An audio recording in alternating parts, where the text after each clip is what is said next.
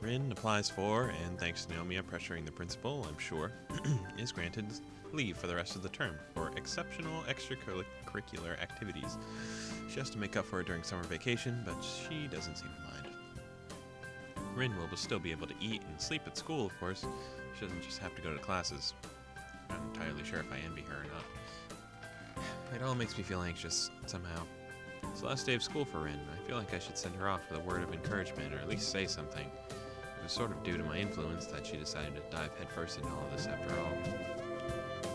My class ends in a good 20 minutes early, so I walk down to the lobby, buy a can of juice, and sit down on a bench and wait for Rin. I pull out a novel from my bag and search for the place where it was. Time stretches comfortably over the warm afternoon as I idly sip my orange juice and read a few chapters of the book. The plot doesn't seem to advance at all, but it's all the same for me. Bell rings to the end of the school day, and students shuffle to club meetings or outside. Nobody notices me sitting on the bench with my nose in a novel. I keep watch for Rin, but I don't see her familiar face with red tinted hair passing by. Maybe she's waiting outside your classroom again, bro. You weren't there. I check my watch 20 minutes past the end of class when the lobby still has all but emptied out of people again. Even Rin should have managed to get out of class. Either I missed her walking by or she never came downstairs. Perhaps she went to the art club room for some last-minute things instead. Or got held back by her strict homeroom teacher. I haven't really waited that long, but I've grown tired of it already. I decide to go find her myself.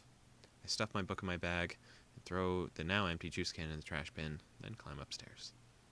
The hallway is eerily quiet as there are no club rooms apart from the art room nearby. I check there first, and not even the teacher is in. Going back towards the stairwell, I quietly knock on the door of 3-4 and push the door to peek in. The yellow sunbeams across the classroom, falling across the floor. The dust and chalk floating slowly into the air make the light almost palpable. The entire room bathes in this gentle light shining through the windows, washing the shadows away. Only one person is inside the classroom. Aww. Rin sits in what I assume is her seat. That's just a weird next to the window in the third row. Her head rests against the desk. I wonder if she slept through it all. Apparently not even Emmy had the heart, or maybe the capability to wake her up. I close the door quietly, walking past the neat, even rows of desks. I go over to where she sits. Rin? My mouth is so dry, suddenly. The word comes out as a tiny whisper. She doesn't answer. I set my bag down on the floor next to hers and lean over her to look at her face. Rin's eyes are peacefully closed, the long eyelashes projecting thin shadows on her cheeks. Her mouth is slightly open, perfect for kissing, letting me hear the quiet sound of her breathing. Her usually messy hair is even more so today, lying in complete disarray over half of her forehead and face. Her bag is... I don't know why I said it like that. Her bag is lying at her feet, like a forgotten rag doll. A few books and pens have fallen out near her seat. The scene makes me smile a little. Creepy. Hand. I touch Rin's head, lightly, sweeping it the few stray hairs off her ear. Her hair feels warm against my palm. Rin stirs, and I retract my hand on reflex, feeling embarrassed for touching her so casually. She looks so vulnerable, like any sleeping person. Why is he so creepy? It's impossible not to feel fondness towards her. I sit on the desktop of whoever is in front of Rin, then draw the window slightly open to get some fresh air in. Hopefully it'll make her wake up, and I don't need to resort to cruder methods, like just bam, bam, bam. Wake up. Oh, this is cool. I like this. I don't think they did this at all in Hanukkah story. These little animations. She doesn't wake up, but I didn't really expect her to. Looking at her makes me feel tired as well. To be honest, I wouldn't mind a quick nap either, but I content myself with leaning against the large window. The glass is warm against my ear and cheek, as these windows face west, toward the setting afternoon sun. That afternoon light is slowly melting into Rin's auburn hair, softening her outlines so that she seems to be fading into her surroundings. The minute twitches of her muscles, her hair swaying in the air current, or even the rhythm of her breathing, it all gives a strong impression of a dreaming girl. Like all sleeping people, Rin looks like she is far away from this world, in some distant dream country. With her, it doesn't feel so obvious that she would ever come back. She seems so detached from her surroundings. Even when she's awake, in fact, she has this same kind of air around her when the realization hits my consciousness without warning. Rin sometimes looks like that when she's painting.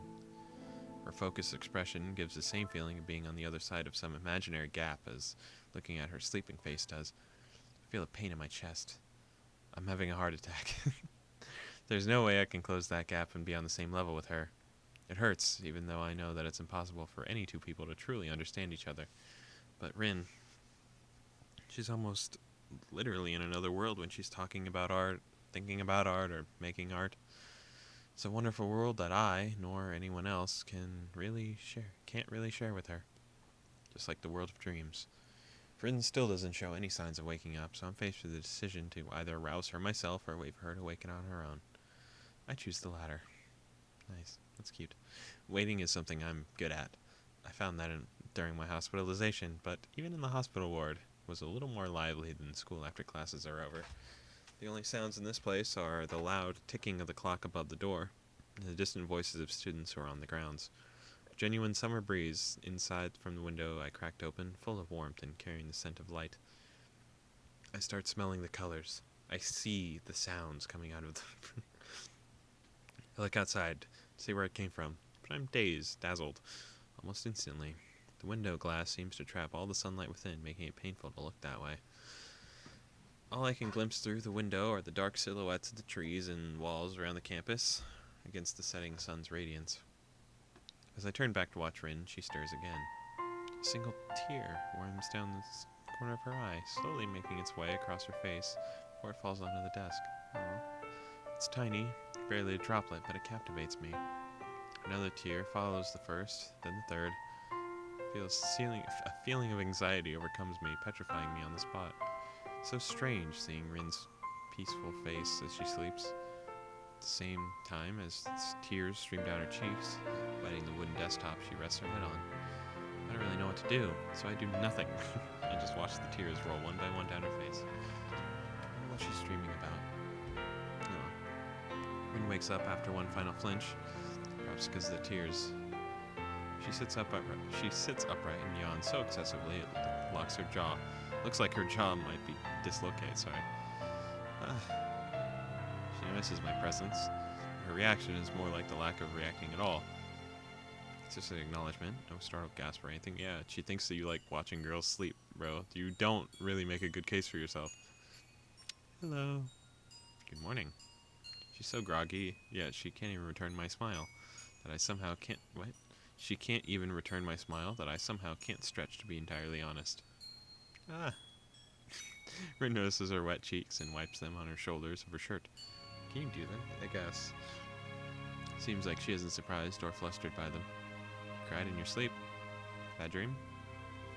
No, it's nothing like that. It's something I've learned to do from other people. It's a funny story.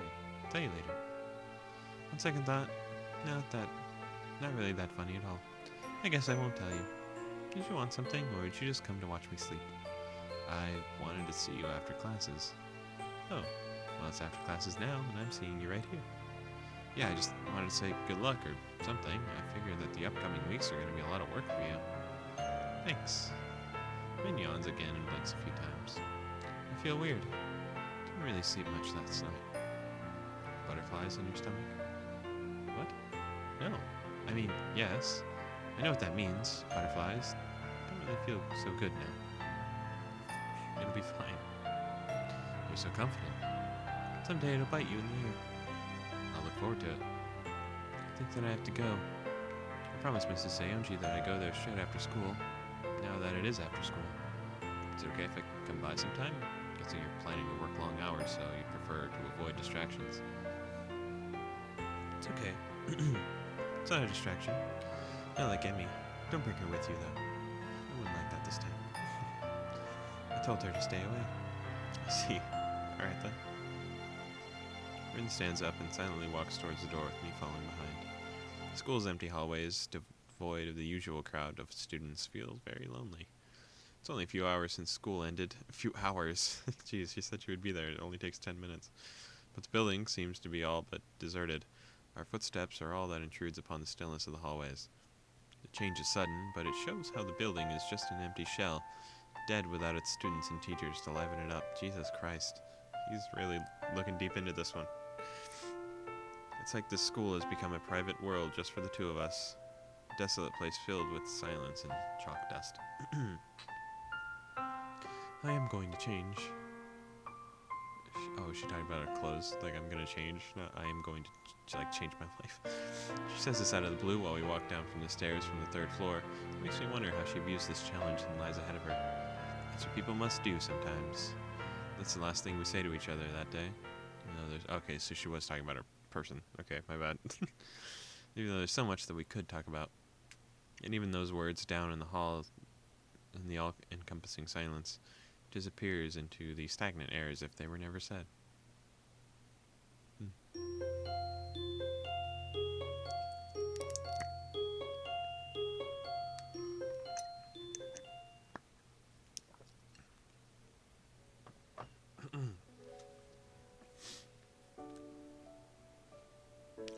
So cold. The next Monday is marked by a strange emptiness that grips me, caused by the knowledge that I won't be able to see Rin whenever I want to anymore. This hollow feeling's a little bit disconcerting, but I make it to the afternoon after all the same. My class is, in a word, terrible. It's not the lesson that's bad. It is, however, boring. It's so hot in the classroom that I feel like I'm melting. Hot days in school were the worst because it felt like you didn't want to do anything. It would just melt you. Like, you'd just be sitting there in like painful heat, sweating out of your mind. Everybody in the classroom sweats. It smells disgusting. Nobody wants to move. There's no air conditioning because obviously we were in a poor school, so whatever. The air conditioning is either broken or turned off, so the windows are open, and it makes no difference since the air outside is completely still. Only the chirping cicadas carries inside. The sweltering heat permeates in the room. Students and teachers alike are in an almost delirious state. I just want to stand up and walk out of here without caring what the teacher or anyone says. I can see why I'm not the only one with these thoughts too. Next to me is Misha, shamelessly holding her skirt up a bit, fanning the air with her notebook. Only Shizune seems to be as cool as always, sitting with her back perfectly straight, arms folded on her chest, her eyes fixed on the equation scrawled on the blackboard. I keep shooting yearning glances at my watch, but it doesn't help the time go by any faster. I feel so relatable. It's funny. I remember how badly I wanted to get out of the hospital and go back to school. Now all I can think of is the upcoming summer vacation and freedom from classes and homework. Perhaps it's human nature to only think of the situation at hand.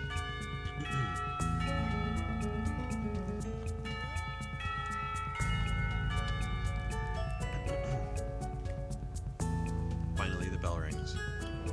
Relieved, my classmates and I burst into the hallway, already crowded by students from neighboring classes. Spot Emmy's diminutive figure walking nearby and walk up to her. Hey there. She smiles sweetly, clearly happy to see me. Hisao, what's up? Is your classroom super hot too? Yeah, it is. I thought I was gonna melt in there. Nothing else is really happening though. I feel like a bit weird now that Rin's on her great adventure, or whatever you want to call it. Yuma's face cracks into a wider smile as she jumps up and down enthusiastically. Isn't it great? I'm so happy for her. Bet everyone will like her paintings and she'll sell a lot of them and make piles of money. Yeah, I'm sure it'll work out great. I'm totally sulking at her though. She huffs angrily and places her hands firmly on her hips, even letting a little anger seep into her voice. Doesn't quite have the impact she's probably hoping for, but I say nothing. Why is that? She said that she doesn't want me to go see her. Oh yeah, she mentioned that. I guess she prefers not being distracted. I can understand that. I don't think I'm that much of a distraction. Besides, I'm sure she'll forget about sleeping and eating properly if someone's not there telling her to do it. Sometimes she's just like that. Gets completely fixated on whatever she's doing and drops everything else. It really makes me worried, you know. Is she gonna be alright? Such friendship. Never do. What if she thinks I'm annoying? I'm pretty sure that's not the case at all. Maybe shakes her head, looking amused. I'm not sure if she's joking or not. She has these weird ideas about a lot of stuff. Makes it make sense to her in a totally different way than they do to me. Can you remember all the weird stuff she's talked about over all this time? I don't even think Rin does either, really. She's the type who would forget about her own head if it wasn't attached to her shoulders. So I just can't leave her alone. Is that weird? She leans against the wall, managing to look distraught, yet still cheerful as always. I have a strange feeling about it, as though I were talking to two people at the same time. She's just bipolar, that's her problem. I mean, I know the problem, or whatever. How would I know? Everyone's weird in some way. But if that's yours, it's a very nice way. At least I can understand what you're talking about. Like Rin. Most of the time, I have no idea what's going on inside her head either. Emmy giggles, nodding in agreement. It's okay, even if you don't understand her. That's how she usually is. Emmy stands up straighter, brushing the hem of her skirt and straightening the waistline. She laughs awkwardly. Wow, we ended up talking pretty seriously. What's up with you, Hisao? Why'd you bring this up? Oh, sorry, I didn't really mean to get into this sort of discussion either. I don't know. I've had this weird feeling lately about Rin. I don't know why. I feel a little guilty bringing up something like this for no reason except my own anxiety. It'll be fine. Don't worry about it. Suddenly, Emmy clutches my wrist and twists it so she can see what time it is from my watch. Oh, damn. Is this late already? I should really go. There's a meeting with the rest of the track team on the field. It's not like gonna be fun in this heat. We're gonna sweat like pigs, but I promised I'd be there. Bye. She skips downstairs, leaving me wondering if what I said, or what Rin said, rather, hurt her or not. Maybe Emmy herself said hurt. Maybe what Emmy herself said hurt her the most, come to that. So in the end, even the person closest to Rin is just as far apart of her from everyone else. I wonder if I wonder if Rin herself ever feels that distance. I felt like I was drifting away from the world too during my hospitalization. I felt anxious and depressed, and even now, I sometimes still do. But I fight against it with all I've got. If Rin has been on that side of the divide her whole life, I can't imagine how she cannot be lonely. Perhaps she's truly different. I refuse to belong to that other place, but maybe she's found comfort there.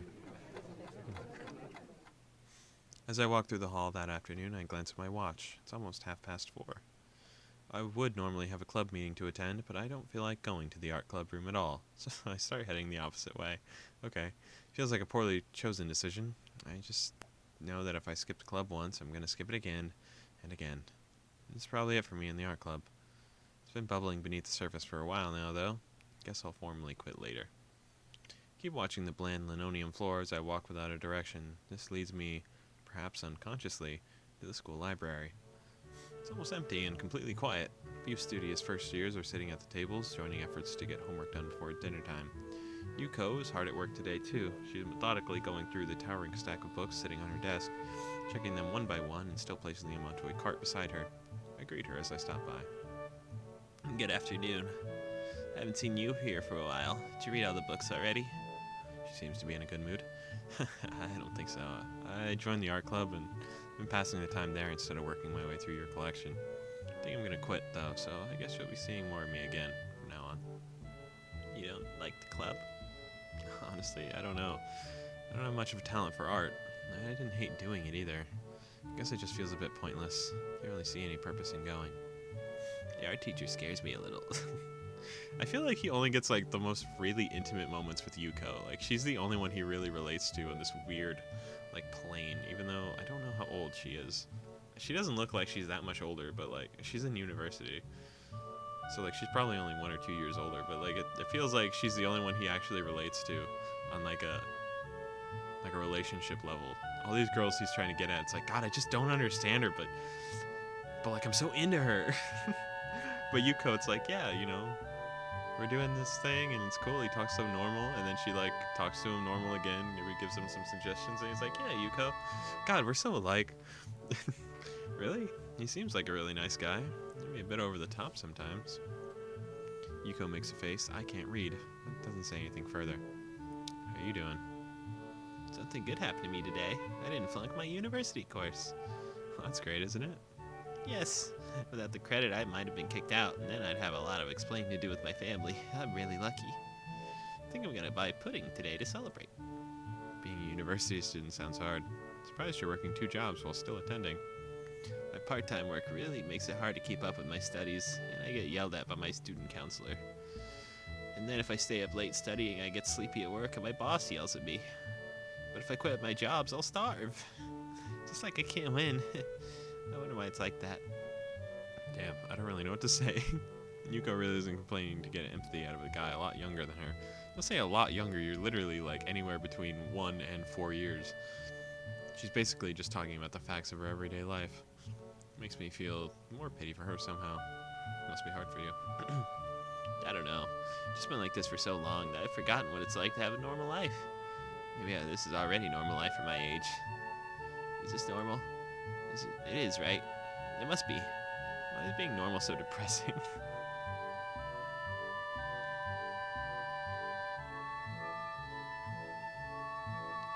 I don't know, Yuko. I wish I could tell you. I couldn't say. Not like being abnormal is much different, though. Oh, I didn't mean it like that. Sorry. I just got carried away. Listen, I'm the most normal person in this school. I have a heart condition. All right, there are people here without limbs, bro. I'm normal. It's fine. It was a joke. Sort of. Anyway, you seem to be doing just fine now. Yes, when I feel really down, I take a step back, make a cup of tea, then after I've drunk the tea, I give my mood a kick in the butt, like wham! Then I tell myself, now you're gonna do this thing, Yuko. And then I go and get it done. That's why I'm working so hard now. I like that. Yuko's real, bro. She's a real one. She clenches her fists dramatically at the high point of her spirited explanation. It's a bit unclear what she actually means, but it's nice that she's so motivated. Leaving Yuko alone with her work, I head back to the library where the novels are. I briefly consider reading a nonfiction for a change. A biography, perhaps. But in the end, I decide against it. My fingers trace the spines of the rose. Are we going to see Hanako? For no reason. I guess I just want to see her. My fingers trace the spines along the rows and rows of novels. They occasionally pull out the random books so I can read the back and maybe sample the first 2-3 pages. Nothing really catches my interest, so I end up picking up a book I'd already read back in March or so at the hospital. I recall liking it. I sit down on one of the beanbag chairs and quickly get sucked into the book, turning the pages at a rapid pace. I'm probably not the fastest reader around, but pretty fast all the same. Reading quickly makes me feel oddly satisfied. Focusing on reading is something I'm pretty good at, too. I can cram study pretty efficiently as well, as long as I stay motivated. It's a secret of my good grades, though I'm pretty diligent in class, too. That's what Rin and I have in common. She can really focus on painting if she wants to. I wonder what she's doing now. Probably hard at work. Painting. This distance that suddenly grew between us irritates me. I thought that we were getting closer now, but my feeling's been lost. I'm a bit worried about her, too. Uh-oh. Oh boy. I can't make sense of my own thoughts. Can't leave her alone. I want to be with her more. What's the difference in these two options? These two options feel exactly the same. Can't leave her alone is like me saying, I should be there with her. And I want to be with her more sounds a little more clingy, I suppose. Maybe this sounds like it's a necessity when this is like what I want. I want to be with her more. Without Rin, I don't really have anyone else at school I actually talk to. Not like we actually talk very much anyway, but at least we hang out. I really don't want to lose that. If I want to keep what I have with Rin going, I need to be involved with making this exhibition happen. Right at her side. I realize that I've been sitting on the same page for a while now. Turn my gaze back to the book I'm reading. The jungle of glyphs has somehow turned into a near incomprehensible cipher. I stare hard at it, expecting the text to make sense to me. No pattern emerges, nothing that could make me further than I am. Dazed, I close the book, putting it back on the shelf, then sit back down, thinking honestly about the hard work. Thinking hard about what I really want.